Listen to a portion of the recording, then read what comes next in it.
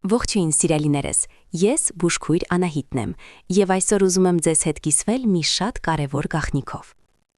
Մենք հայերս սիրում ենք համով ու առատ ուտել, բայց հաճախ մոռանում ենք մեր օրգանիզմի ամենակարևոր ֆիլտրի՝ լյարդի մասին։ Այսօր ես ձեզ ցույց կտամ մի մթերք, որը շատ էժան է, բայց իր ուժով գերազանցում է նույնիսկ ամենաթանկարժեք դեղատնային դեղերին։ Ես ինքս այն ուտում եմ շաբաթական ընդամենը 2 անգամ, եւ այն թեթևությունը, որը հայտնվում է մարմնում, պարզապես աննկարագրելի է։ Ինչու է ձեր լյարդը լռում։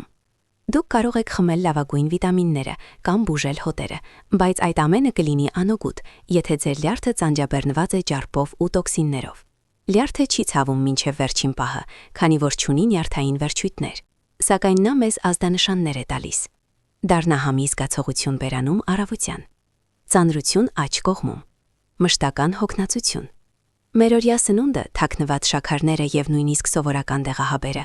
լյարդը վերածում են ճարպի պահեստի։ Սա կոչվում է լյարդի ստիատոզ, ճարպակալում։ Պատկերացրեք մեքենայի ֆիլտր, որը 10 տարի չեն փոխել։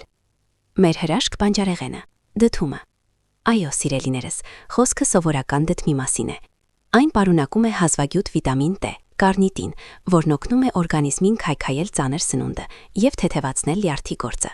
Այն ճարպերը վերածում է էներգիայի եւ իջեցնում խոլեստերինը։ 50-նանց մարդկանց համար սա իսկական կենսաբանական փոշեկուն է։ Ինչպես պատրաստել, որպեսզի այն լինի բուժիչ եւ ոչ թե պարզապես ուտելիք։ Թարմ հյութ միջուկով։ Առավոտյան նախաճաշին խմեք 1 բաշակ թարմ քամած կտմի հյութ։ Սա իսկական ցնցուղ է ձեր լյարդի համար։ Հնամյա մեղրային բաղադրատոմսը։ Վերցրեք փոքր դդում, կտրեք գագաթը, հանեք սերմերը եւ մեջը մեղր լցրեք։ Թողեք մնա մութ տեղում 10 օր։ Ստացված օշարակը լյարդի բջիջների վերականգնման հզորագույն միջոց է։ Խմեք 1 ճաշի գդալ ուտելուց առաջ։ Սերմերը։ Երբեք մի տապակեք դրենք, միայն չորացրեք։ Դրանց մեջ եղած ցինկը կենսականորեն կարևոր է դետոքսիկացիայի համար։ Եթե սիրում եք եփած կամ ջեռոցում պատրաստված դդում, ապա ավելացրեք մի պտղունց քրքում եւ մի կաթիլ ձիթապտղի յուղ։ Սա այն ոսկե երյակն է, որը կստիպի ձեր լյարդին աշխատել ժամացույցի պես։ Կարևոր է,